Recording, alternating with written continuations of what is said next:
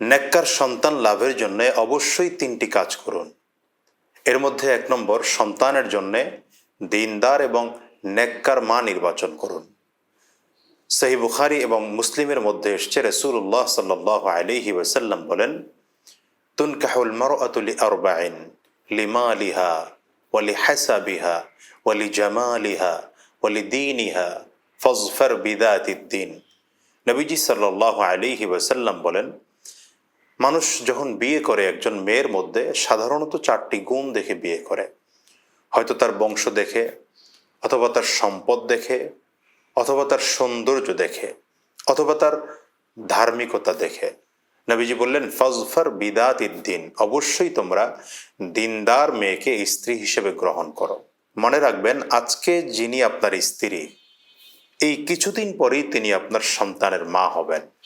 সুতরাং আপনি যদি বিয়ে করার সময় একজন নেককার এবং দিনদার মেয়েকে নিজের স্ত্রী বানিয়ে নিয়ে আসেন, আশা করা যায় যে আপনার সন্তান হলে সে একজন দিনদার এবং নেককার মা পাবে। আর দিনদার মা হলে সন্তানও দিনদার এবং নেককার হওয়ার সম্ভাবনা আছে।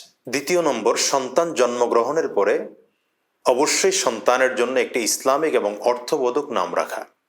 নবীজি সাল্লাল্লাহু আলাইহি ওয়াসাল্লামের একটি সুন্নাহ আছে, সেটা হচ্ছে সন্তান জন্মগ্রহণের ৭ দিন পরে সন্তানের জন্য আকিকা করা এবং তখনই একটি সুন্দর নাম রাখা। কারণ আবু দাউদের হাদিসের মধ্যে এসছে, রাসূলুল্লাহ সাল্লাল্লাহু আলাইহি ওয়াসাল্লাম বলেন, ইন্নাকুম তাদউনা ইয়াউমাল কিয়ামাতি বিআসমাইকুম ওয়া আসমাই আবাইকুম ফাআহসিনু আসমাআকুম। নবীজি সাল্লাল্লাহু আলাইহি ওয়াসাল্লাম বলেন, কিয়ামতের দিনে তোমাদের এবং তোমাদের বাবার নাম ধরে ডাকা হবে, সুতরাং অবশ্যই তোমরা সুন্দর নাম রাখো।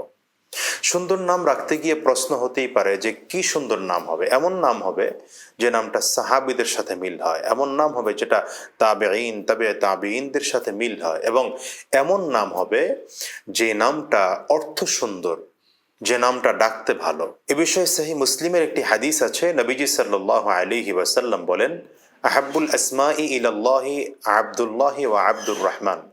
আল্লাহ পাকের কাছে সব থেকে প্রিয় নাম হচ্ছে আব্দুল্লাহ এবং আব্দুর রহমান।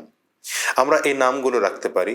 এই নাম যেই রাখতে হবে এমন না, এ নামের পাশাপাশি যে নামগুলো সুন্দর অর্থবোধক হয় আমরা এমন নাম সন্তানের জন্য রাখবো। ৩ নম্বর, অবশ্যই সন্তানকে দ্বীন এবং আখলাক শিক্ষা দেওয়া।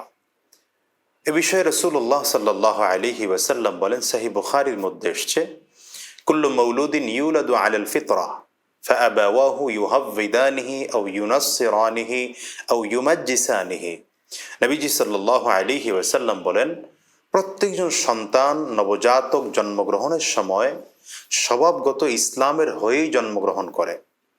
সে পরবর্তীতে তার বাবা এবং মা এবং তার পরিবেশের কারণে সে ইহুদি হয়ে যায়, অথবা নাসারা হয়ে যায়, অথবা অগ্নি পূজক হয়ে যায়।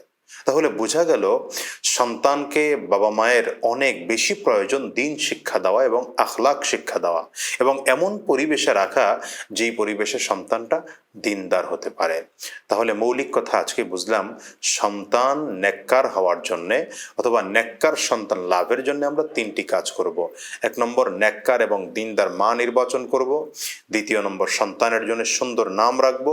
৩ নম্বর, সন্তানকে দ্বীন শিখাবো, আখলাক শিখাবো এবং দ্বীনি পরিবেশে বড় করব। আল্লাহ তাআলা আমাদের সবার সন্তানকে নেককার সন্তান হিসেবে কবুল করুন।